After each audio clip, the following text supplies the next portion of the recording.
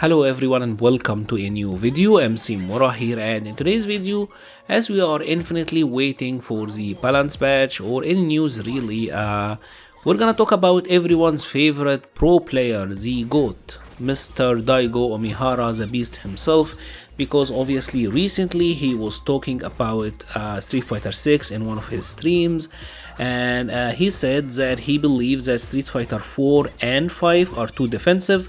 I'm not really gonna go into too much of what he said on Street Fighter 4, but let's talk about Street Fighter 5, right? Because this is the interesting one.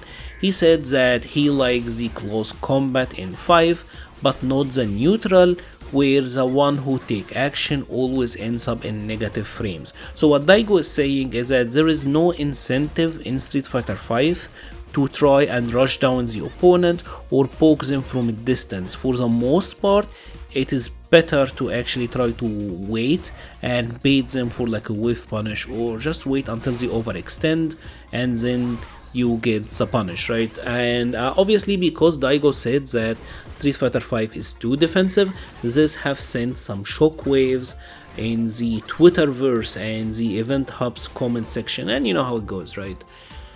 And I think it's an interesting statement. I certainly see where he's coming from, and I do agree with it to an extent, but I also don't think what he's saying is true in all levels. When you really think about it, what Daigo is saying is right. You try to poke with a standing heavy kick. For the most part, like the crush counter standing heavy kick, you're -4. So maybe if the opponent try to bait you into doing it, you can get punished. A lot of the pokes, almost every poke in the game is negative on block. I think the only exception I can think of are Cody's standing medium kick and Chun-Li's forward or back medium punch.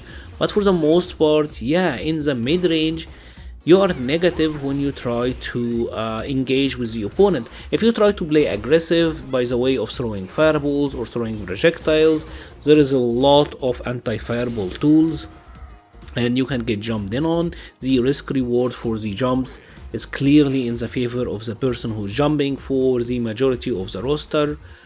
So what Daigo is saying is that yeah, it is good to actually wait and just wait for the opponent to overextend, right? And I think this makes sense until you factor in one very important element, which is dashes. In fighting games in general, the developers like to put unreactable options like Balrog's EX Dash Punch, Urian EX Tackle, EX Zonk, right? And a lot of the time, some of the players, they may not understand like what is the point of this, like why does these moves exist, why does Terry have Burn Knuckle, and why is it Blossom Block, etc., right? The idea of these attacks is to prevent turtling, right? Because if every option is reactable, the game will just be a turtle fest, right? Where everyone is turtling, waiting for their opponent to overextend, and then they get a punish, right? Now, the thing about Street Fighter 5 is, yes, these moves exist and they are good, they are some of the best moves in the game, but they aren't on every character, right? Like Urium, Balrog, Cody, a lot of the fairly good characters actually have some sort of a just get in move, but not everyone has that, right? But what Daigo is missing is dashes, because for the most part, dashes are the unreactable options, I think at least for 95, or maybe it's safe to say 99% of the player base. How often were you fighting a Ryu online and he did dash up into throw or dash up into buttons, and for you, you were not able to react and it seemed like a legit 50-50 mix-up, right? Ken is guilty of this as well, Rashid, a ton of character, Ed obviously, Thess. There are so many characters who have bullshit dashes in Street Fighter 5. Now what Daigo is describing is his gameplay at his level, right?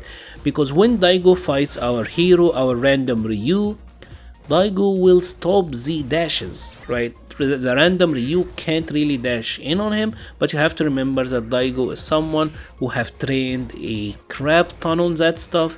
He's playing in a very optimal setup, so his conditioning will allow him to do that, but for the average Joes, for people like us, dashes are the problem, and that is where the game kinda breaks down. I think the initial design for Street Fighter V was for dashes to be the unreactable option that will force the scramble situation. I think what they wanted to do is focus on a game that have pokes, have crush counters, but also have dashes as a sort of a way to whiff punish, right? Maybe the opponent whiff like a standing heavy kick and then you dash in on their face, or like you just surprise them with a dash and maybe aim go for the jump. Because when you really think about it, even when you are point blank on the opponent, like how do you really open someone up, right?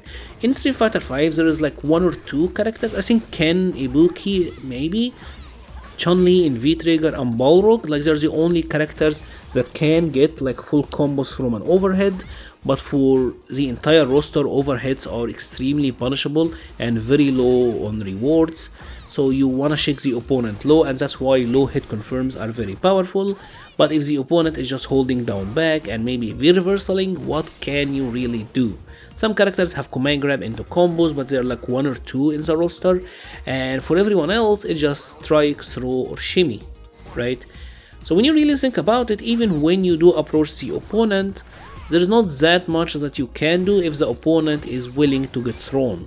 And obviously if they are varying some V-shift and V-reversals and backdashes on wake up, they will be hard to deal with. So when you really think about it, Daigo is not wrong.